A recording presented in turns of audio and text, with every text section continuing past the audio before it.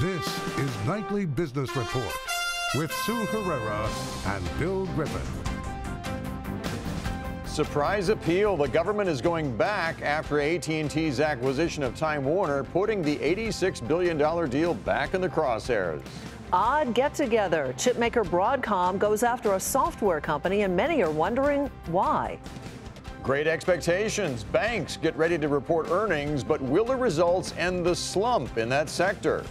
Those stories and much more tonight on Nightly Business Report for this very busy Thursday, July the 12th. Good evening, everyone. Buckle up. There's a lot of news tonight. A blockbuster appeal follows a blockbuster deal. The Justice Department is going back after AT&T's acquisition of Time Warner, appealing a judge's ruling last month that allowed the merger to proceed. The $86 billion deal was closed a short time later, but it could now face another round of legal proceedings. Shares of AT&T came under pressure initially, lower in after-hours trading. Julia Borston is covering the story for us from Sun Valley tonight. Good to see you, Julia. I mean, basically, did anybody see this coming? No, Sue, nobody saw this coming. It's particularly shocking because it's been a month since Judge Leon gave his pretty sweeping decision in favor of this deal and in favor of this type of deal, really eliminating any kind of question about whether it would be appealed, especially because I'm not eliminating a question about whether it would be appealed, but the real surprise, Sue, is that the Justice Department decided not to seek an emergency stay. So in the past month, these two companies have moved forward with their combination. So this appeal comes a month later and is definitely a surprise. They haven't revealed what the grounds they are that they're basing the appeal on, but what did AT&T say? Have they responded yet? AT&T responding, saying the court's decision could hardly have been more thorough, fact-based, and well-reasoned. While the losing party in litigation always has the right to appeal if it wishes, we are surprised that the DOJ has chosen to do so under these circumstances. We are ready to defend the court's decision at the D.C. Circuit Court of Appeals. And, Bill, you're right. We don't have any particular details on the grounds of the appeal, but we would assume it's some facet of the original grounds of the suit to block the case, which is antitrust grounds. So there were different pieces of their antitrust argument, but Judge Leon did rule, saying that the grounds put forward by the DOJ in their lawsuit didn't really hold in this circumstance. In the meantime, there have been other deal activity in the media business since this was approved. In fact, some of it was predicated on the AT&T Time Warner deal being approved. I think of Comcast bid for parts of Fox. So what happens now, do you think? Well, that's exactly right. Comcast made its bid for those Fox Entertainment assets that Disney had already bid for as soon as we heard the ruling on this deal, the judge's decision on this AT&T Time Warner deal. And they felt confident moving forward with their bid for Fox's assets because the judge's decision was so definitive and comprehensive. They felt that this indicated that Comcast would have no problem gaining regulatory approval. Now, it's worth noting that Disney has already gained regulatory approval for its bid for Fox. So we'll see if this impacts Comcast's decision about whether or not to go back and make yet another bid. Right. A lot of balls in the air, certainly. Julia Borston, thanks for covering it for us live from Sun Valley. Bill? Elsewhere, the Justice Department apparently is not going to challenge CVS's acquisition of Aetna. Remember, back in December, the drugstore chain said it would buy the insurer for $69 billion in a deal that is designed to reshape the healthcare business. Well, today's report sent shares of both Aetna and CVS higher. Meg Terrell takes a look at what the combined company might look like. CVS and Aetna announced their planned $69 billion merger in December, but a key question for the deal closing has been antitrust clearance. Though the two companies' businesses don't significantly overlap, CVS is a retail pharmacy and owns a drug benefit manager, while Aetna is a health insurer. They do have some areas of direct competition, specifically in the sale of drug plans to Medicare beneficiaries. But the combination would create a broader company that captures more of what consumers spend on health care. CVS CEO Larry Merlo has emphasized Aetna's data and analytics combined with CVS's interaction with patients and customers, and says more locations will offer new health services. CVS already has 1,100 Minute Clinic walk-in clinics, as well as 9,700 CVS pharmacy locations. One concern around the deal, though, is whether it could limit patients' options for where to fill their prescriptions or get care. And though shares of both companies rose on reports of potential regulatory approval of the deal, Aetna's shares aren't yet trading as high as CVS's offer, valued at around $202 a share. That implies investors aren't yet convinced it's a done deal. For Nightly Business Report, I'm Meg Terrell. In the UK, Fox got approval to buy Sky. The green light removes the last hurdle for Fox as it competes with Comcast for the British broadcaster. The approval came after a long regulatory review. Last night, we reported that Fox sweetened its offer for Sky, with Comcast following just hours later with a higher offer. Now, the other big deal news of the day was Broadcom's nearly $19 billion acquisition of software company CA Technologies. This takeover was not expected at all because it takes the chip manufacturer in an entirely new direction. And that may be why shares of Broadcom fell nearly 14% today as investors struggled to understand the rationale behind this purchase. Meanwhile, CA shares soared by 18%. Aditi Roy has more now on this rather head-scratching get-together. The deal baffled many Wall Street analysts. Reaction was swift as analysts questioned why a semiconductor company is buying a software firm. This has been their playbook for the last 7-8 years, but that's not what I think investors want. If you go, just to put things in context, if you go back about a year ago, Broadcom tried to buy Toshiba's memory business, foreign business, very cyclical. Then they went after Qualcomm very aggressively, so much so they actually re-domiciled to the U.S. to make that deal happen. That didn't go through. And now they're buying a software company, and I just think it's what you're seeing today is that, the straw that broke the camel's back. Credit Suisse's note titled "Scratching My Aching Head" said we are left a bit perplexed and expect investors will be as well. Nomura's analyst writing, this deal runs completely against the investment narrative that management has been articulating since their attempt to buy Qualcomm.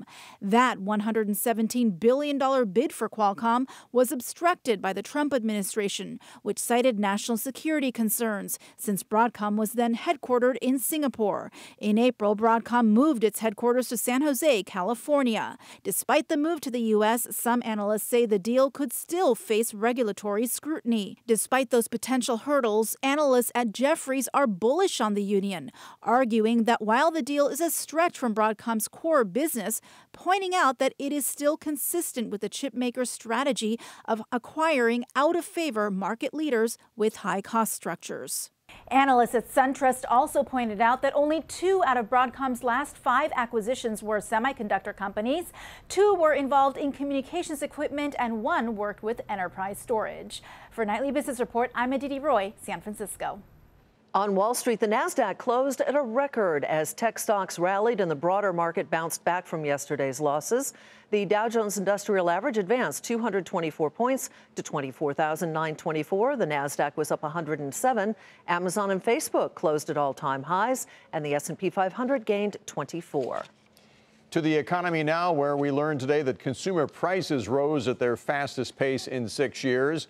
In the 12 months ended in June, the Consumer Price Index increased by 2.9%, the biggest annual gain we've seen since early 2012. Month over month, the index edged up by 0.1% as gas prices increases moderated and apparel prices fell. And for the second straight month, the annual inflation rate offset average hourly wage gains. So with inflation on the rise, we wanted to spend a few minutes on what you should do to inflation-proof your investment portfolio. We've been talking about it for a couple days now. We tackled it last night, and tonight Chris Cordero joins us. He is the Chief Investment Officer at Regent Atlantic. Good to have you back. Well, thanks for having me. Much. It's been a while since we've had to think about inflation-proofing our portfolio, right? Yeah, it's been a long time. And it is back, and certainly the inflation just increasing naturally, but also the threats of a trade war have, the tariffs will just increase prices, and if we get less global, and if we have to rely just on U.S. manufacturing, that'll put wage pressure on it. So inflation's a real concern going forward. Now, we asked what kind of stocks you would look for to inflation-proof your portfolio. A couple of them seem defensive here in the energy sector and in the banking sector, for example. Sure. So in the energy sector, Kinder Morgan, which is a pipeline company, so that's where we're gonna still need to heat our homes, energy, and we'll still need power plants, and so that's a great defensive stock. Bank of America Financial, I think, if inflation increases, the Fed will need to keep increasing interest rates. The Fed has two mandates: inflation and employment. So if inflation starts getting more out of control, we'll see the Fed increasing rates more. That'll turn into profits for the bank, and that, I think, is a good play. Before we go to the stocks to avoid, the last one on the list there was Google, and you say it's because it's basically tariff-proof. Exactly. Google is selling advertisements information, and so you can't place tariffs on that. And also the other part of it too is Google doesn't do a lot of business in China, so it's a good way to stay away from China as well. Mm-hmm. So the stocks to avoid, I'm surprised. Now you got Nvidia, you have Tesla, which I think is interesting, but Amazon, why Amazon? So what I'm looking for is in all three stocks that are selling at very rich valuations. Okay. And have a lot of exposure to China.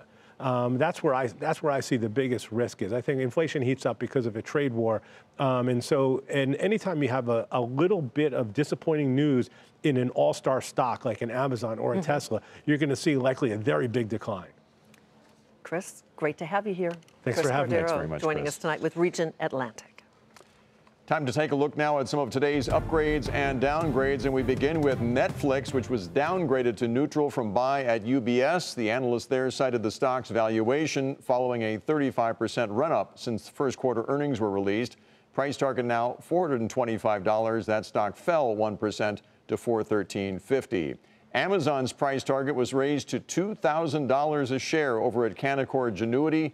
The analyst says that Amazon has the most robust and durable growth outlook right now among the group of so-called FANG stocks. Those include Facebook, Amazon, Netflix, and Google.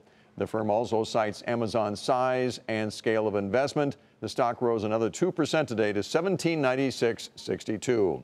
Meanwhile, Sony was named the best idea long at Hedgeye. The analyst says that the stock is set for a turnaround after more than a decade of losses. In fact, the firm sees the shares rising 35 to 55%. The stock rose a fraction today to 52.21. Still ahead, why the trade silence today was deafening.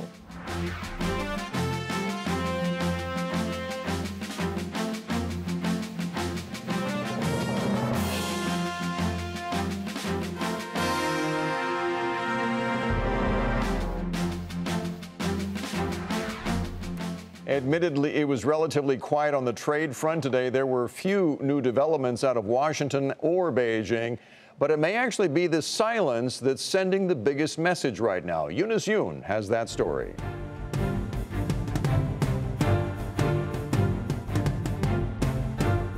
The prospects of a quick resolution to the trade war don't look good. The Commerce Ministry said today that the two sides aren't talking to each other and that China hasn't reached out. At a regular press briefing, the ministry said the premise of negotiations is mutual trust. There's no communication on restarting negotiations. When asked about China's next step, the spokesperson wouldn't say, other than that Beijing is in the right to fight what it believed to be an unjust move by the United States. American companies here have been concerned that China will choose to punish them by bogging them down in paperwork or encouraging consumer boycotts, as it has in the past to penalize other countries. So far with the U.S., China has been cautious, appearing to take on a different tactic, perhaps because its own economic strength is so dependent on America. Instead, China appears to be offering better market access to the U.S.'s economic rivals. Just this week, China approved a $10 billion facility for German chemicals company BASF, the firm's first wholly owned plant in China,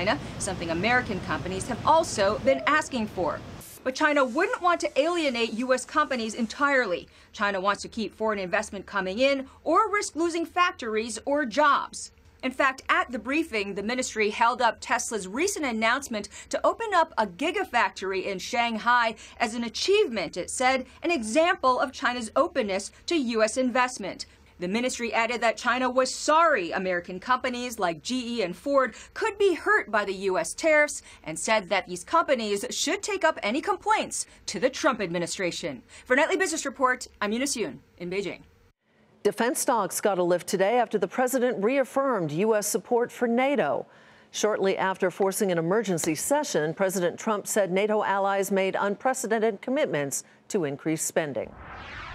Yesterday, I let them know that I was extremely unhappy with what was happening, and they have substantially upped their commitment. But other leaders have reportedly denied that NATO members had made any significant new commitments to spending beyond what they agreed to back in 2014. Nonetheless, shares of Northrop Grumman, Lockheed, and Boeing rose in trading today. Well, following that NATO summit in Brussels, the president then made his way to England today, where he attended a formal dinner with UK Prime Minister Theresa May and various U.S. business leaders. Steve Sedgwick is in London for us tonight. US President Donald Trump has begun his first official visit to the United Kingdom since he became president. Very interesting series of events over the next couple of days, including a dinner with dignitaries on Thursday evening at Blenheim Palace, the birthplace, of course, of Winston Churchill, a man who typified, of course, and created the special relationship phrase between the UK and indeed the United States. On Friday, the president will be having key bilaterals with the UK Prime Minister Theresa May. Theresa May, of course, under a huge amount of pressure over Brexit and the resignation this week of Boris Johnson, her foreign secretary. So she'll be hoping for a win from Donald Trump and some positive language, both on trade deals potentially and indeed on defence agreements as well. Thereafter, the president will be visiting Windsor Castle to speak and have tea with Her Majesty Queen Elizabeth II. But the visit, of course, very controversial. Stop Donald Trump coalition of protesters protesting throughout his visit in London and around the United Kingdom, including a very large march of over 50,000 people, we are told, taking place on Friday in central London. For Nightly Business Report, this is Steve Sedgwick in London. Higher fares help Delta jet past expectations. That's where we begin tonight's market focus. Delta also said that it flew more passengers this quarter, and that helped offset a big rise in fuel costs. But the airline did say it'll have to lower its yearly profit forecast, eliminate some travel routes, and hike prices even more to combat its growing fuel bill. Overall, however, Delta said that its long-term outlook pretty much remains unchanged. We had a really solid quarter. In fact, demand is very strong. Almost $12 billion in revenue is our highest revenue in our history in the second quarter. In fact, in the month of June, we had 6 of the 10 busiest days in Delta's history. So while fuel prices are up and it's causing some short-term pressure on earnings, the long-term outlook is very strong and more people than ever are flying Delta. Delta shares rose more than 1% to $50.73. L Brands said sales disappointed last month at its Victoria's Secret business. The lingerie retailer said fewer customer visits caused it to cut prices on already discounted merchandise, and that led to weaker margins. Shares of L Brands fell 12% to $32.34. Now a follow-up from a story that we told you about last night. Papa John's founder, John Schnatter, has resigned as chairman after he admitted to using a racial slur on a conference call back in May. Last night, we referred to him as CEO, but he stepped down from that position in December. Shares of Papa John's finished up 11% to $53.67. Walmart is reportedly weighing on whether or not to keep its current credit card partner, that would be Synchrony Financial, or to go with new contender Capital One. Bloomberg says whoever it is, the world's largest retailer just wants its card partner to help it expand into the mobile payment space. Shares of Walmart, Capital One, and Synchrony Financial were all lower on this news. Synchrony was down the most today. And the SEC is reportedly launching a broader investigation into whether Facebook adequately warned investors that user data could be accessed and used by third parties such as Cambridge Analytica without consent. The government hopes to understand how much Facebook knew about Cambridge's handling of that data. Facebook shares closed up 2% today to 206.92. A St. Louis jury has ordered Johnson & Johnson to pay $500 million in damages to more than 20 women who sued J&J, alleging the company's talc-based products contained asbestos and caused ovarian cancer. J&J, as you know, has faced multiple trials over similar claims that its talc products caused cancer. This, though, was the largest award. Several awards, though, have been erased on appeal, and J&J does continue to deny the allegations. Shares rose 1% today to 127.76. And late today, shares of McDonald's fell on a report from the Illinois Department of Health that it is investigating about 90 cases of an intestinal illness possibly related to eating McDonald's salads. The Iowa Department of Health has also opened a similar investigation. You can see the stock drop here on late today. Shares rose a fraction, though, during the regular session to 159.12. Earnings season gets underway in earnest tomorrow when a handful of the country's biggest banks release their quarterly results. And while expectations overall are high, that's not necessarily the case with the financial sector. Leslie Picker explains. What could it take to restore investor confidence in banks again? That's the key question ahead of reports from JP Morgan, Wells Fargo, and Citigroup, all out tomorrow morning. The sector has declined about 15% since reaching its year-to-date peak at the end of January. Analysts say the bar is low to impress the market. Goldman Sachs wrote in a note this week that earnings simply have to be, quote, good enough, meaning they really just need to post numbers that are in line with Wall Street's estimates. Thomas Michaud, the president and CEO of KBW, the investment bank, says he's optimistic about what the industry's earnings will reveal. I think bank earnings are going to be very good. I think the market's going to generally like what they see. They're going to see good revenue growth. They're going to see good expense control. They're going to see improving net interest margins. And I think that the bull story on the fundamentals is going to be intact. The bullish case centers around the Federal Reserve and its potential to hike rates twice more this year. Higher interest rates are helpful for banks because they are able to earn more on the deposits they hold. The market is also waiting for the impact of tax reform to trickle down to businesses, which will then seek more loans from the banks. To be sure, there is some concern that bank earnings have peaked and that the trade war could cause economic growth to decelerate. That's caused bank stocks to underperform the broader market by about 4% this year. Amid the decline, though, analysts say banks have a high likelihood of a positive surprise. For Nightly Business Report, I'm Leslie Picker. Karen Kavanaugh joins us now to talk more about the second quarter earnings expectations and what we can expect for this season. She's senior market strategist with Voya Investment Management. Karen, thanks for joining us tonight. Thank you for having me. Certainly expectations are high pretty much across the board for all the S&P sectors, but nowhere are they stronger than in energy. Very strong expectations, Absolutely. Right? Right. Well, remember, energy, they really dipped, the earnings really dipped when oil prices went down, and now they've recovered very nicely. So energy will be the biggest gainer in terms of earnings growth in the second quarter. And technology is also on that list with a gain, significant double-digit gain, as is materials. Right. Well, technology has been there throughout all of the uncertainty over the last couple of quarters, and it's going to continue to be a good earner. And materials also, remember, we saw prices spike, and so some of the material companies as well. But overall, we're expecting good earnings across the board. Even some of the laggards, utilities or telecom, there's still positive earnings. Yeah, we can show that the laggards, they're all gainers as well. As you mentioned, real estate is on that list as well. So I guess this is indicative of a strong economy right now. Is that the idea? Right. Despite all the trade concerns, and there are a lot of concerns out there, the macroeconomic environment is still very strong. And all of those concerns about trade haven't really filtered down to actual earnings yet. So Q2 is going to be a very strong quarter. We talked a little bit earlier, and Leslie Picker's report reflected the fact that some of the financials, the street is a little bit worried that they won't come in as strong as expected, but you seem to disagree with that. You think they're going to do all right? I think that even expectations are for about 18% year-over-year growth in the financials. That's pretty darn good. So I think that they'll probably exceed expectations, and I don't think there's anything wrong with 20% growth in the financial sector. So investors are a little bit weary of financials just because the yields are so low, but I think they'll do fine. Karen Cavanaugh again with Voya Investment Management. Thanks again for joining us tonight. Thank you. And still ahead, why the last frontier finds itself in last place when it comes to business.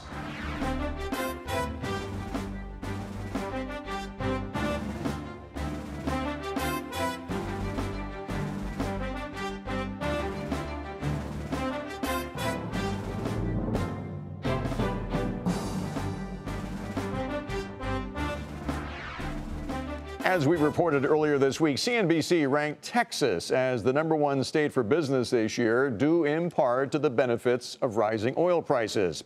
But for another big oil state, the situation is very different. Scott Cohn has that part of the story for us tonight. Alaska, the last frontier, is the last place state in 2018.